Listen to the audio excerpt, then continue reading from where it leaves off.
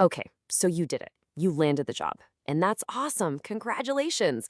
But here's the thing. The interview, that was just the entry exam. The real test starts right now.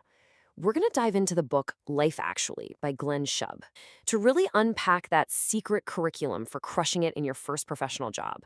You know, all the stuff they never teach you in college, but somehow everyone just expects you to know. And that quote right there gets to the heart of it, doesn't it? That job offer isn't the finish line, it's the starting gun. From this moment forward, every single email you send, every deadline you meet or miss, and every little interaction is quietly shaping how people see you, how much they trust you, and ultimately where your career is going to go. So, here's our game plan. We're going to talk about what your real resume is. And no, it's not a piece of paper. Then we'll cover how to unlearn some old school rules, master the simple etiquette that makes a huge difference, and nail your digital professionalism. And then we'll wrap it all up with the key takeaways. Basically, this is your ultimate cheat sheet for year one. First things first, let's get into what actually defines you at work. Because I'll tell you right now, it has nothing to do with that polished document you interviewed with.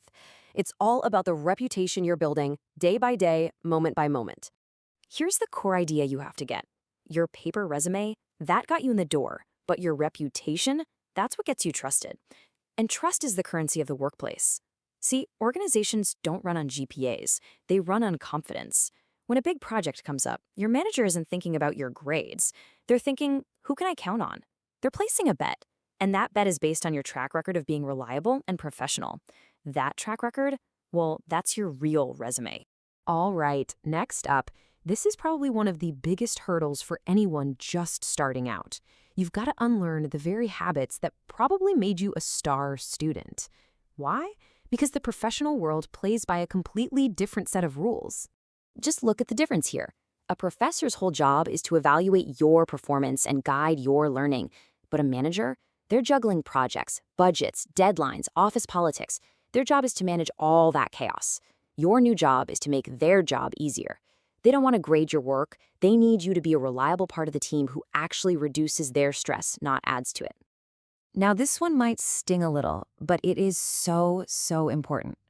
Your parents have probably been your biggest cheerleaders and advocates your whole life, which is amazing. But that has to stop at the office door. In the professional world, having a parent call or email on your behalf is a massive red flag. It screams that you're not ready to handle things on your own. You have to be your own advocate now. Okay, let's get into the nitty-gritty practical stuff. We're talking about the small, almost invisible habits that have a giant impact.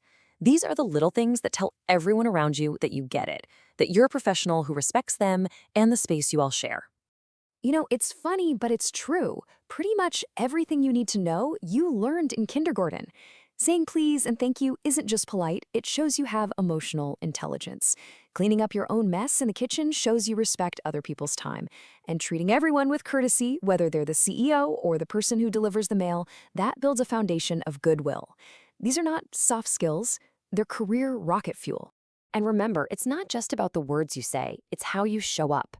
Your posture, your eye contact, whether you're prepared for a meeting, it's all telling a story about you. Especially at work events or networking things. Don't just try to collect business cards. Your goal should be to have a couple of real conversations. Ask good questions, and then just listen. People might not remember exactly what you said, but they will absolutely remember how you made them feel. Let's switch gears and talk about the place where, let's be honest, so much of our reputation gets built these days online. The unwritten rules of email, Slack, Teams, all of it, they are absolutely non-negotiable. You really have to think of your digital self as an extension of your professional brand. So keep your messages short and to the point. Respect people's time. A simple, got it, thanks, does wonders. It tells the sender you've received their message and you're on it.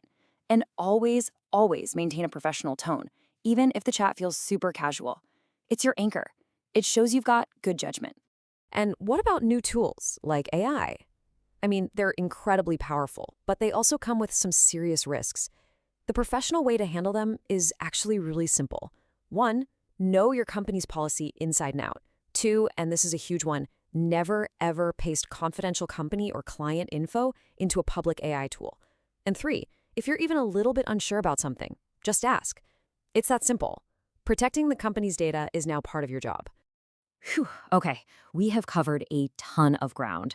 So let's boil it all down into your personal, unwritten rulebook for success. So here it is, your first year cheat sheet. Number one, your reputation is your real resume, and you build it with every single thing you do. Two, you have to unlearn those old school habits. Your manager isn't your professor. Your job is to be reliable. Three, master those kindergarten rules. Basic courtesy and respect are everything. And four, your digital professionalism and how you use new tools like AI, totally non-negotiable. So we'll leave you with this one question. Every single day, with every action you take, you are writing the story of who you are as a professional.